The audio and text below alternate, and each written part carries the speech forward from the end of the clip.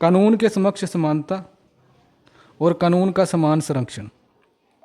अनुच्छेद 14 कहता है equality before law and equal protection of laws. अनुच्छेद 14 न केवल भारत के नागरिकों को मिला है बल्कि विदेशियों को भी मिला है। ये एक ऐसा अधिकार है जो विदेशियों को भी मिला है। अनुच्छेद 14 कहता है कि राज्य के द्वारा किसी भी व्यक्ति को कानून के समक्ष समानता से वंचित नहीं किया जा सकता और ना ही किसी व्यक्ति को कानून के समान संरक्षण से वंचित किया जा सकता है जो भारत की टेरिटरी के अंदर रहते हैं, जो भारत की भूमि के अंदर रहते हैं।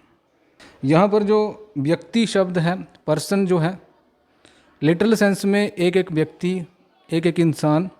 इसके अलावा पर्सन कुछ और भी आता है, जैसे कोई कंपनी आ गई, कोई फैक्ट्री आ गई, कोई रजिस्टर्ड सोसाइटी आ गई, उसको भी पर्सन ही कहा जाता है।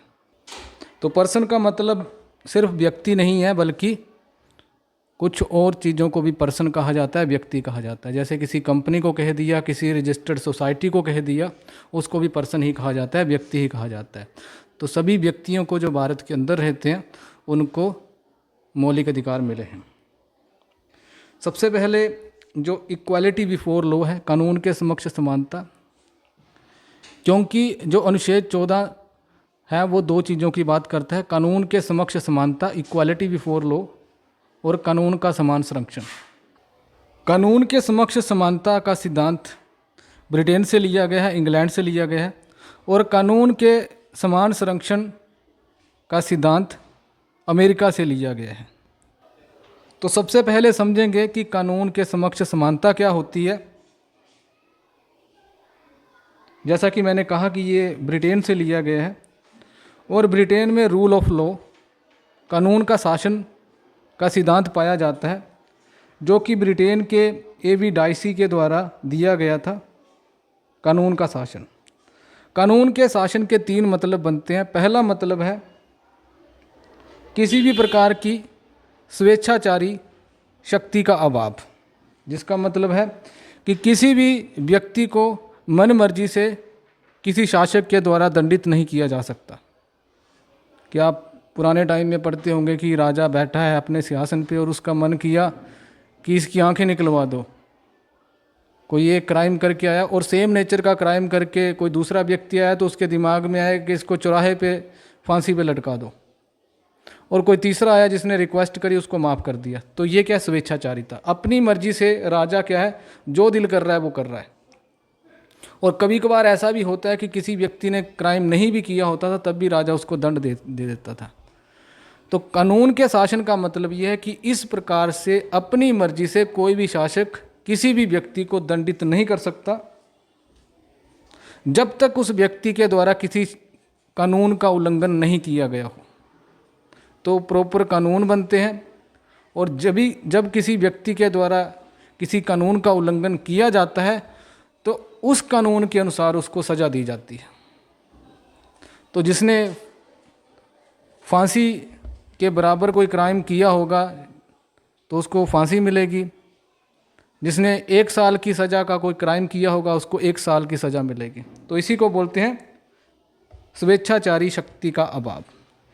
दूसरा मतलब आता है कानून के समक्ष समानता, जिसका मतलब यह है कि सभी नागरिक कानून के समक्ष एक समान माने जाएंगे, चाहे वह अमीर है, गरीब है, कोई ऊंचा है, नीचा है, सरकारी है, गैर सरकारी है। तो सामान्य कानून जो किसी टेरिटरी के अंदर बन गया है, किसी लैंड के, किसी देश के अंदर बन गया है, तो उस कानून की नज़र में सभी व्यक्ति एक समान हैं। तीसरा पॉइंट जो कि केवल इंग्लैंड में पाया जाता है, भारत में नहीं पाया जाता है, वो क्या है? वो ये है कि जो संविधान है वह व्यक्तियों के अधिकारों से निर्मित हुआ है, क्योंकि ज़रूरत महसूस हुई व्यक्तियों के अधिकारों की, और उन अधिकारों की रक्षा के लिए संविधान का निर्माण किया जाता है। तो ये केवल इंग्लैंड में पाया जाता है। तो भारत ने ये तीसरा एलिमेंट अडॉप्ट नहीं किया अपने संविधान में। और भारत में क्या पाया जाता है कि भारत में जो भारत के नागरिकों को अधिकार मिले हैं वह संविधान से मिले हैं, ना कि संविधान व्यक्तियों के अधिकारों से निर्मित हुआ है।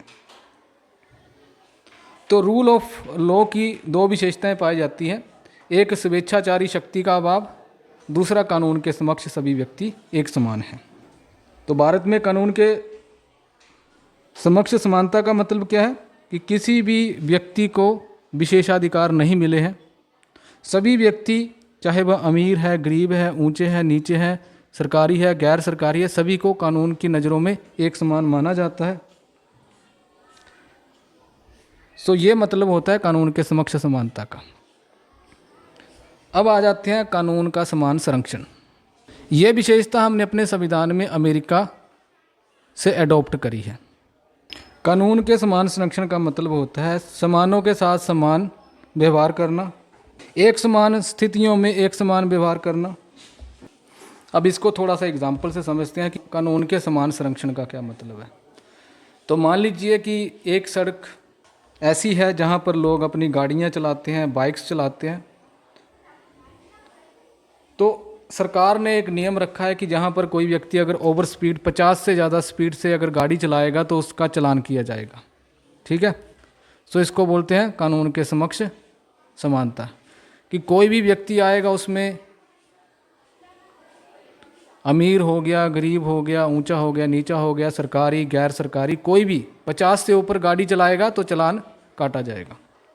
इसको बोलते हैं कानून के समक्ष समानता, सभी के साथ एक समान व्यवहार हो रहा है।